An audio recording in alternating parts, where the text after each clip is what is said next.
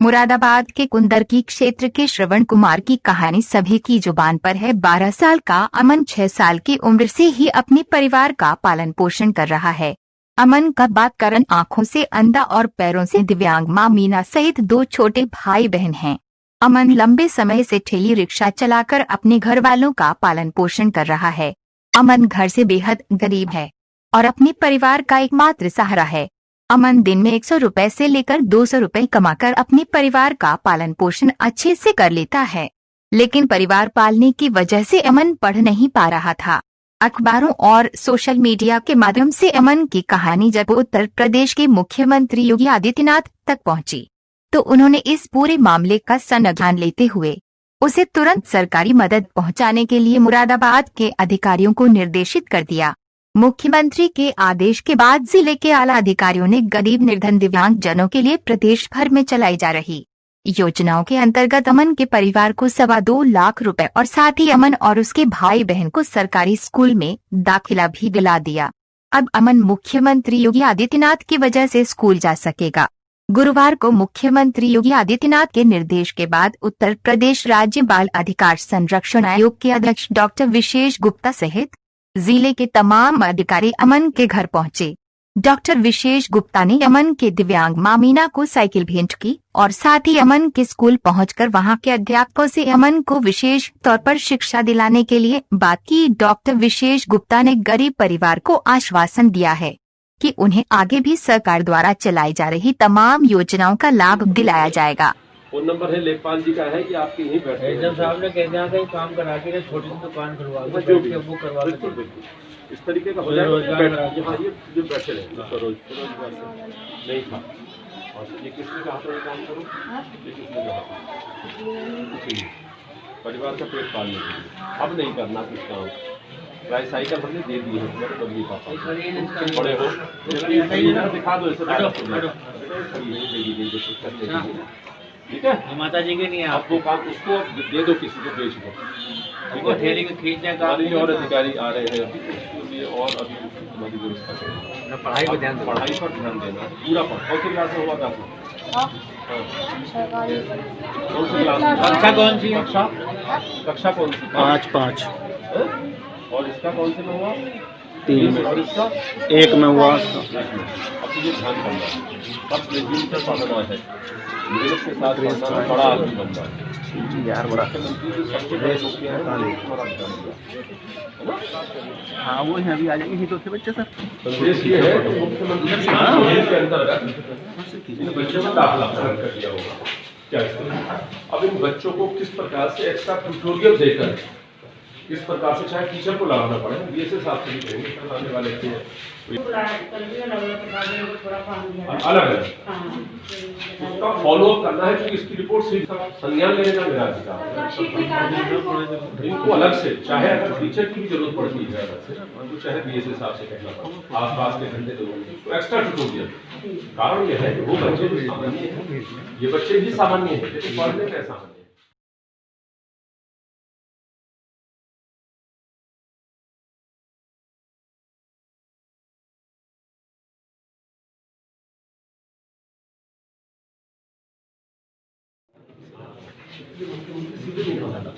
अधिकारियों को लगाया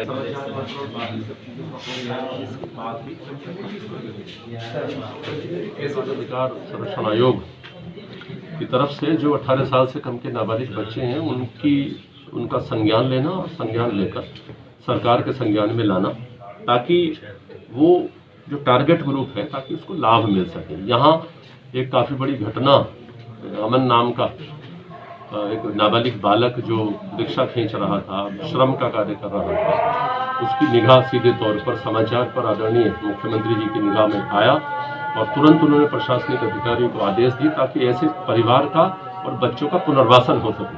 तो चूंकि बाल संरक्षण आयोग का कार्य ही संरक्षण किस प्रकार से मिला है बच्चे को, किस प्रकार से उसका पुनर्वासन हो रहा है, सरकारी योजनाएं वहाँ तक नीचे तक उतर रही हैं कि नहीं उतर रही है। अमन के मामले में जैसे यहाँ प्रशासन का बहुत सकारात्मक भूमिका रही कि जो आर्थिक सहायता हो सकती है वो भी एसडीएम साहब के माध्यम से परिवार को पहुँचा दी गई। बीएसए साहब का बड़ा रोल रहा उसमें, क्योंकि उसमें जो बच्चे अभी स्कूल नहीं जाते थे उनके तुरंत 3 बच्चों के दाखिले हो गए। यहाँ आज भी महिला कल्याण विभाग की ओर से जो स्पॉन्सरशिप की योजना है बच्चों को लाभ पहुंचाने की, वो भी अब इम्प्लीमेंट हो जाएगी। उनकी जो पेंशन की योजना है उस पेंशन की योजना भी आज अभी बात हुई थी समाज कल्याण और विकलांगजन अधिकारी से, उन्होंने कहा था नई पेंशन भी इस परिवार को पहुंच रही है। दूसरा, अभी जो डिप्टी लेबर कमिश्नर साहिबा है वो भी अभी आई थी। हमारे यहाँ बाल श्रमिक विद्या योजना है, मुख्यमंत्री जी की बहुत ड्रीम प्रोजेक्ट है कि जो बच्चे श्रम कर रहे हैं वो इसलिए कर रहे हैं कि घर में जमीन नहीं है, घर में उनके माता पिता दिव्यांग हैं या किसी प्रकार का रोजगार का साधन नहीं है। तो हम आभार अभिव्यक्त करते हैं, कृतज्ञता ज्ञापन करते हैं आदरणीय मुख्यमंत्री जी को कि उन्होंने इसका संज्ञान लिया और संज्ञान करके सारी जितनी योजनाएं थी वो यहाँ धीरे धीरे 2-3 दिन में नीचे उतर गई। सर किन किन योजनाओं का लाभ दिया गया और शिक्षा के तो बच्चों का जैसे शिक्षा में दाखिला नहीं था तो यहाँ प्राथमिक शिक्षा में बच्चों का दाखला, अमन जो बीच में श्रम का कार्य कर रहा था उसका कक्षा 5 में प्रवेश हो गया है, उसके छोटे भाई का कक्षा 3 में हो गया है, बहन का 1 क्लास में हो गया है। तो ये शिक्षा के अंतर्गत है। हमारे यहाँ बाल श्रमिक विद्या योजना के अंतर्गत जो 2-3 कंडीशन मैंने अभी आपको बताई कि जिसमें घर में कोई किसी प्रकार की कोई भूमि ना हो, माता पिता दिव्यांग हो, बच्चा श्रम करने के लिए मजबूर हो, किसी प्रकार की लाइवलीहुड ना हो, मतलब कारोबार ना हो घर में, ऐसे बच्चों के लिए एक उस राशि की बाल श्रमिक विद्या योजना में प्रावधान किया गया है। और उसके लिए यहाँ उन अधिकारी महोदयों को बुलाया था। मुझे लगता है कि उन्होंने, अभी मुलाकात नहीं हुई लेकिन संज्ञान उन्होंने ले लिया है। मुझे उम्मीद है कि वो योजना भी उनको यहाँ तक उतर जाएगी। अभी हम पुष्टाहार की बात और कर रहे थे, परिवार को किस प्रकार से पोषण मिले, तो पता ही लगा है। अभी लेखपाल महोदय ने बताया था कि घर पर जो भी पोषण के लिए सामान हो सकता था वो वहाँ मिल जाएगा और स्कूल में भी अब मिड डे मील के माध्यम से परिवार के बच्चों को पूरा पोषण मिलेगा। सर इस तरह के बच्चे जो छोटे छोटे बच्चे हैं उनके लिए आपकी तरफ से सर क्या दिशा निर्देश दिए गए? ये बात बड़ी इंपॉर्टेंट भी है कि अमन जैसे और भी हमारे तमाम बच्चे हैं, ये हमारी जिम्मेदारी उन सभी विभागों की जाती है। जैसे शिक्षा विभाग में शिक्षा के अधिकार अधिनियम के अंतर्गत 25% सीटें ऐसी तमाम कमजोर परिवारों के लिए रखी गई हैं जो अप्लाई करते हैं उनके दाखिले होते हैं, उनके दाखिले हो रहे हैं, इसमें कोई शक नहीं। अभी हमारा श्रम वाला मामला थोड़ा अधूरा है। अभी पिछले दिनों नो चाइल्ड लेबर अभी पूरा अभियान चला था, उसमें तमाम बच्चे अभी श्रमिक पाए गए हैं जिनके लिए योजनाओं को लागू करने की बात चल रही है। हमारे अब जो सड़क पर घूमने वाले बच्चे हैं, जो हमारे बाल श्रमिक हैं, इनके लिए भी मुख्यमंत्री जी ने एक स्पष्ट निर्देश दिए हैं कि नई शिक्षा नीति में भी ये निर्देश आए हैं कि अब जो हमारी आंगनबाड़ी केंद्र हैं वो प्री प्राइमरी के रूप में इस्तेमाल होंगे। उनमें हमारे क्षेत्र के जो बाल श्रमिक हैं और सड़कों पर घूमने वाले जो बाल भिक्षु हैं वो बच्चे उसके अंतर्गत आएंगे सीधे तौर पर। तो मुझे लगता है कि आने वाले समय में आपको एक नई योजना और नया प्रभाव, नए भारत का प्रभाव जो हमारे योगी जी और हमारे मोदी जी चाहते हैं, तो मुझे लगता है कि वो आपको एक नया भारत या नए युवाओं का भारत, नए बच्चों का भारत है नहीं। तो मुझे लगता है कि वो विकास की योजनाएं जो सरकार है उत्तर प्रदेश की, जो योगी जी के पूरे नियंत्रण में, नेतृत्व में चल रही है, मुझे लगता है कि उसका सकारात्मक प्रभाव नीचे के स्तर पर योजनाओं पर भी, महिलाओं के लिए, बच्चों के लिए, युवाओं के लिए, वृद्धों के लिए जो योजनाएं हैं वो जमीनी स्तर पर उतरने का प्रयास हो रहा है।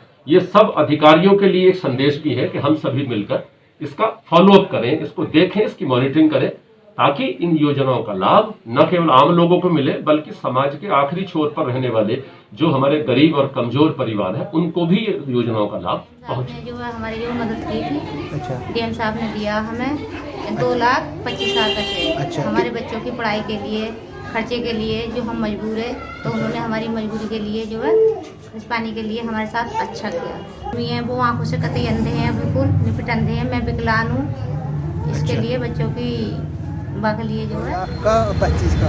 अच्छा, क्यों? वो करीब हम वो है ना, अंधे हैं, विकलांग हुए बच्चे, छोटे हैं, बीवी विकलांग है। अच्छा, बीवी विकलांग है। तो मदद की गई है आपकी? बता दी 2 लाख रुपया 2500। कितने बच्चे हैं? 3 बच्चे हैं। 3 बच्चे। पढ़ते हैं बच्चे? ना, मजबूरी से कहाँ पढ़े, कल तक नाम लिखवाए बच्चों के। अच्छा, तो आप क्या काम करते हैं? ठेले चलाते हैं। ठेले चलाते हैं? चलाता है, मैं पीछे धक्का मारता हूँ। अच्छा।